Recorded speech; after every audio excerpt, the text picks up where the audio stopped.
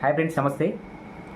ఒక దేశంలో ఉన్న జెన్జీ జెన్జీ యూత్ తలుచుకుంటే ఏమవుతుందో, అవసరమైతే ప్రభుత్వాన్ని పడగొట్టగలవు, అవసరం అనుకుంటే ఒక యువ నాయకత్వాన్ని నిలబెట్టగలవు అని చెప్పేసి ఈ మధ్యలో చాలా సంఘటనలు మనకి పరిచయం చేశాయి. కానీ ఈరోజు నేపాల్లో జరిగిన ఒక సంఘటన యావత్ ప్రపంచానికి కూడా, యావత్ ప్రపంచంలో యూత్ అందరికి కూడా ఒక పెద్ద ఇన్స్పిరేషన్గా అనిపిస్తుంది. ఆ సంచలనం పేరే బలేంద్ర షా. కేవలం 35 సంవత్సరాల యంగ్ లీడర్షిప్కి ఈరోజు నేపాల్ దేశంలో ఉన్న జెన్జీ యూత్ మొత్తం పట్టం కట్టేశారు, ప్రైమ్ మినిస్టర్ని చేసేశారు. ఆ స్టోరీ మనం ఒకసారి తెలుసుకుంటే, బలేంద్ర షా నేపాల్లో ఉన్న ఒక మధ్య తరగతి కుటుంబంలో పుట్టిన వ్యక్తి. హైయర్ ఎడ్యుకేషన్లో భాగంగా తను బీటెక్, ఎంటెక్ చేసి సివిల్ ఇంజనీర్గా సెటిల్ అయిన ఒక వ్యక్తి. తనకున్న పర్సనల్ స్కిల్స్ ర్యాపర్గా కూడా ఒక గుర్తింపు తెచ్చుకున్నాడు. ఒక ర్యాపర్గా గుర్తింపు తెచ్చుకుంటూనే గుర్తింపు పొంది తనకున్న స్టైల్లో తన ర్యాపర్ అనే ఒక గుర్తింపుతోనే సమాజంలో ఉన్న అనేక రకాల సమస్యలపైన తనదైన స్టైల్లో డిఫరెంట్గా పట్టి చూపడం, ఆ సమస్యలకు పరిష్కారం చూపించడం లాంటి ప్రయత్నాలు చేసింది. అందులో భాగంగానే 2022 సంవత్సరంలో డైరెక్ట్గా స్వతంత్ర అభ్యర్థిగా, ఇండిపెండెంట్ క్యాండిడేట్గా కాఠ్మాండు మేయర్ స్థానానికి పోటీ చేశాడు. ఆ పోటీ చేస్తే చాలామంది అనుకున్నారు, అరే ఇండిపెండెంట్ క్యాండిడేట్, ఏ పార్టీ సపోర్ట్ లేదు, అందులోనూ ఒక యంగ్స్టర్ గెలవడం అసాధ్యం అని చెప్పేసి నవ్వుకున్నారు. కానీ అతను తగ్గలేదు. చారిత్రకంగా ఉన్న పార్టీలను కూడా, పార్టీ నాయకులను, సీనియర్ నాయకులను కూడా ఓడగొట్టి కాఠ్మాండు మేయర్ స్థానానికి వెళ్ళిపోయింది.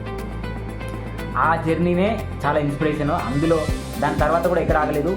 తను కాఠ్మాండు మేయర్ స్థానంలో మేయర్గా ఉండి తను చేసిన అనేక రకాల మంచి కార్యక్రమాలు చూసుకుంటే, డైరెక్ట్ మేయర్ మీటింగ్ ఏదైతే ఉందో, ఆఫీసులో లోపల జరిగే మీటింగ్ ఏదైతే ఉందో దాన్ని డైరెక్ట్ లైవ్ స్క్రీనింగ్ చేయించి బయట సమాజాలు కూడా తెలవాలి, లోపల ఏ డిసిషన్ జరుగుతుంది, ఎవరు ఆపోజ్ చేస్తున్నారు, ఎవరు సపోర్ట్ చేస్తున్నారు, ఏం డిస్కషన్ జరుగుతుంది అనేది తెలిస్తేనే అవినీతి అనేది మధ్యలోకి రాకుండా ఉంటుందని చెప్పేసి తను తీసుకున్న డెసిషన్ నిజంగా తన ఈ స్థానంలో ఉండడానికి ప్రధాన కారణంగా కూడా చెప్పుకోవచ్చు. ఇదే కాదు, అప్పటి వరకు కాఠ్మాండు ప్రాంతంలో ఉన్న చెత్త మున్సిపాలిటీ మేనేజ్మెంట్ ఏదైతే ఉందో దాన్ని కంప్లీట్గా సాల్వ్ చేసిండు. ఇలాంటి సమస్యల తర్వాతనే తను యూత్ దృష్టిలో పడ్డాడు. తను కూడా కేవలం ఏదో మీడియాల ద్వారానో దాని ద్వారానో నేను ఇది చేశాను, అది చేశాను అని చెప్పుకోలేదు. తను నేను ఏం చేశానో చెప్పుకోవాల్సిన అవసరం లేదు, నాకు మళ్ళీ అవకాశం ఇవ్వండి అని కూడా నేను అడగట్లేదు, కానీ ఖచ్చితంగా నేను ఉన్నంత వరకు అయితే నిరూపించుకుంటానని చెప్పేసి తను సమాజానికి, అలాగే యూత్కి సోషల్ మీడియా ద్వారా, టిక్టాక్ కావచ్చు, ఇన్స్టాగ్రామ్ల ద్వారా తనకు డైరెక్ట్ కమ్యూనికేషన్ అనేది ఏర్పరచుకున్నాడు. అలాంటి పనుల ద్వారానే ఈరోజు ఈ స్థానంలో ఉండడని చెప్పేసి దీనికి ఎగ్జాంపుల్ కూడా చెప్పుకోవచ్చు. చాలామంది అంటారు యువత రాజకీయాలకు రావాలని చెప్పేసి. కొంతమంది అంటారు, నీకెందుకురా బాబు, నీకేం పని పాట లేదా, రాజకీయాల కిందకు వస్తున్నావు. కానీ నిజంగా యువత నాకెందుకు అని చెప్పేసి రాజకీయాల నుంచి దూరం ఉంటే కాదు, మనకు అవసరం, మనం మార్చగలగామని చెప్పేసి రాజకీయాలకు దిగితేనే ఏదైనా మార్చగలుగుతామని చెప్పేసి నెంబర్ 1 ఎగ్జాంపుల్ బలేంద్ర షా. తను 2026 మార్చి 27 తేదీన నేపాల్ దేశానికి ప్రధానమంత్రిగా ఎన్నికైంది. ఎందుకనంటే తను కేవలం ఆ ఎన్నికల ప్రచారంలో కూడా తను ఎక్కడ కూడా నాకు ఓటేయండి, నన్ను గెలిపించండి అని అనలేదు. ఖచ్చితంగా నాకు పని చెప్పండి అని చెప్పేసి అని అడిగాడు. దానికే ప్రజలు నిజంగా జెన్జీ యూత్ వన్ సైడెడ్గా ఒక యూత్ ఐకాన్గా గెలిపించుకున్నారు. ఈరోజు కేవలం 35 సంవత్సరాల ఒక యంగ్ అండ్ డైనమిక్ పర్సన్ ఒక దేశానికి ప్రధానమంత్రి స్థానానికి ఎన్నికయ్యాడని చెప్పేసి అంటే అర్థం చేసుకోవచ్చు. ఒక దేశంలో ఉన్న యువత దేశం నాది అని చెప్పేసి, దేశానికే ఫస్ట్ ప్రయారిటీ అని చెప్పేసి అని ఆలోచిస్తే దేశంలో మార్పులు వస్తాయి. వ్యవస్థలో కుళ్ళి పట్టిన వ్యవస్థలను అన్నిటిని కూడా కడిగిపడే అవకాశం కూడా వస్తుంది అని చెప్పేసి ఈ జర్నీ ద్వారా బలేంద్ర షాని కేవలం ఒక దేశ ప్రధానమంత్రిగా ఎన్నికైండు 20-35 సంవత్సరాలు అని చెప్పేసి నన్ను తీసుకోవడమే కాదు, భారతదేశంలో ఉన్న కోట్లాది మంది యూత్ అందరికీ కూడా రాజకీయాలు అనేవి ఒక వ్యవస్థలో ఏదో పెద్ద మనం అంటలేని, మనము రాలేని వ్యవస్థ కాదు.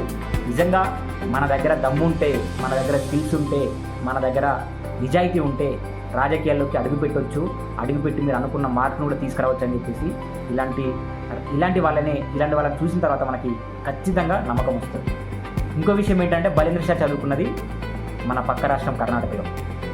సో ఇవన్నీ చూసుకొని యువత, భారతదేశంలో ఉన్న యువత నిజంగా మీరు రాజకీయాల్లోకి రావాలని అనుకుంటే నిజాయితీ, మీకున్న అడిషనల్ క్వాలిఫికేషన్స్ ఏదైతే ఉన్నాయో అంటే స్కిల్స్ బేస్డ్గా ఏవైతే ఉన్నాయో వాటన్నిటిని ఏకం చేస్తూ మీదైన ప్రత్యేకతతో రాజకీయాలకు అడుగుపెట్టండి.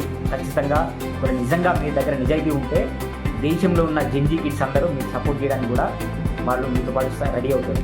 నిజంగా రాజకీయంలోకి అడుగుపెట్టి రాజకీయ వ్యవస్థలో ఉన్న మార్పులు తీసుకురావాలంటే ఇలాంటి ఎంతోమంది మనకి స్ఫూర్తిగా నిలుస్తారు. అందులో ఇలాంటి వ్యక్తులను మనం స్ఫూర్తిగా తీసుకొని ఖచ్చితంగా బాలెన్ షా ఖచ్చితంగా భవిష్యత్తులో ఒక మంచి యంగ్ అండ్ డైనమిక్ దేశ ప్రధానమంత్రిగా నిలుస్తాడని చెప్పేసి మనం కోరుకుందాం. ఖచ్చితంగా తను తీసుకురావాల్సిన మార్పులు ఏవైతే ఉన్నాయో ఖచ్చితంగా తీసుకొస్తాడని ఆశిద్దాం. Subscribe Mahesh Medapalli.